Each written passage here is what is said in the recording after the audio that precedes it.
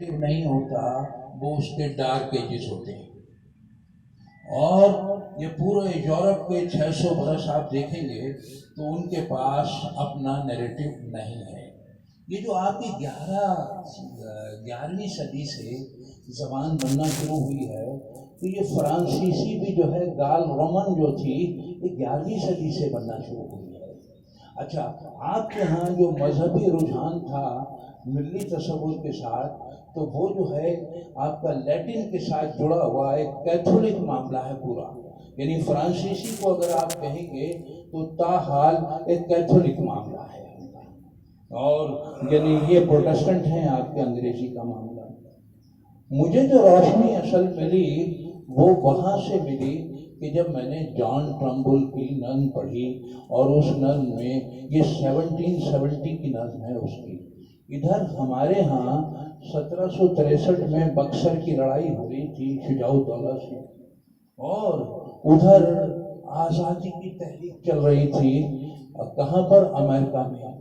اس آزادی کی تحریک میں جوناتھن ایڈورڈز جو ایک پادری تھا اور ایک بینجامن فرینکلن جو تھا اس نے وہ ایک یعنی شعور پیدا کیا تھا اس قوم میں.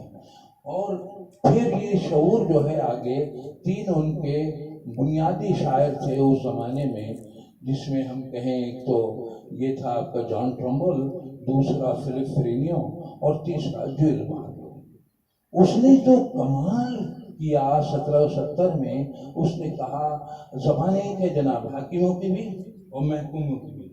تو اس نے کمال یہ کیا، اس نے بتایا کہ ہم کا سیدھا کہ برطانوی نیریٹو کو یکسر رد کرتے ہیں اور اب ہمارے ہاں ملٹن پیدا ہوگا، شیکسپیئر پیدا ہوگا، جتنے بڑے لوگ جو آج ہم پیروی کر رہے ہیں برطانوی لوگوں کی اب ہم نہیں کریں گے، یہ سب ہم پیدا کر کے دکھا دیں گے آپ کو. یہی بات فلپ فرینیو نے کہی، یہی بات جوئل بارلو نے کہی. معلوم ہوا 1776 میں امریکہ آزاد ہو گیا اور امریکہ جب آزاد ہو گیا تو پہلا صدر اس کا ظاہر جہاز واشنگٹن تھا. 1783 تک خانہ جنگی جاری رہی، یعنی 13 ریاستوں میں یعنی امریکہ کی. جب اس سے فراغت ہوئی تو پہلے صدر سے لے کے 1783 کے بعد یہ جو 16واں صدر جو بنا ان کا وہ ابراہیم لنکن تھا.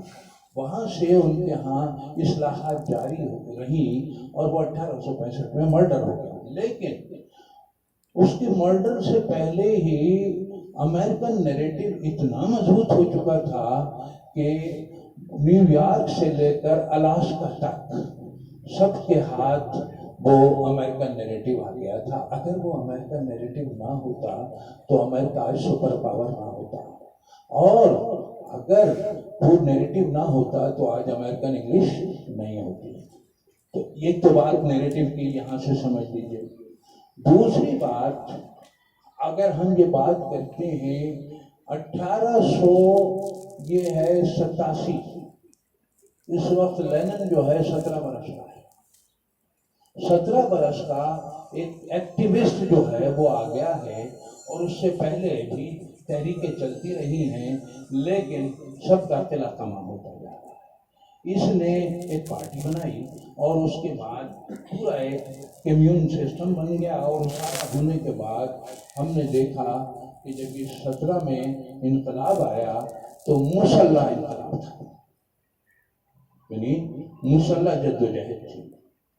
یہی بات جب ہم کرتے ہیں ماؤ زیدونگ کے حوالے سے تو یہ ماؤ زیدونگ کا 34 کا لانگ مارچ آپ ذہن میں رکھ لیجئے اور چین کی ایک قدیم روایت رکھ لیجئے، کنفیوشنزم کی رکھ لیجئے کہ وہ تو ایک پورا مذہب اختیار کر گیا تھا. تو اب مذہبی لحاظ سے بدھزم بھی تھا اور یہ سارے معاملات تھے. لیکن آپ نے دیکھا کہ اس مسلح جدوجہد میں وہ بھی آ گیا. یہی اسی طرح کا ریولوشن آف فرانس آیا. اب یہاں جو سب سے اہم بات ہے وہ بات یہ ہے کہ اگر ماؤ زیدونگ مارکسزم کے حوالے سے تھیسز، اینٹی تھیسز اور سنتھیسز کے حوالے سے جدلیاتی فریم میں آگے بڑھتا رہا، یہی لینن آگے بڑھتا رہا، تو معاملہ یہ نہیں ہے. معاملہ یہ ہے کہ ماؤ زیدونگ نے چینی نیریٹو دیا اپنی قوم کو.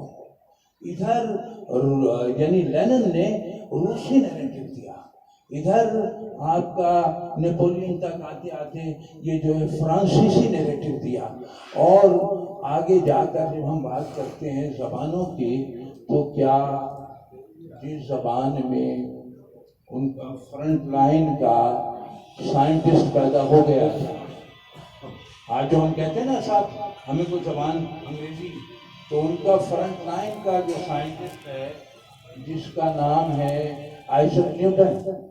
اور ذہن میں یہ بھی رکھیے گا، آئزیک نیوٹن اور جان لاک کے نظریات کو قبول کرنا ہی ماڈرنائزیشن کہلایا.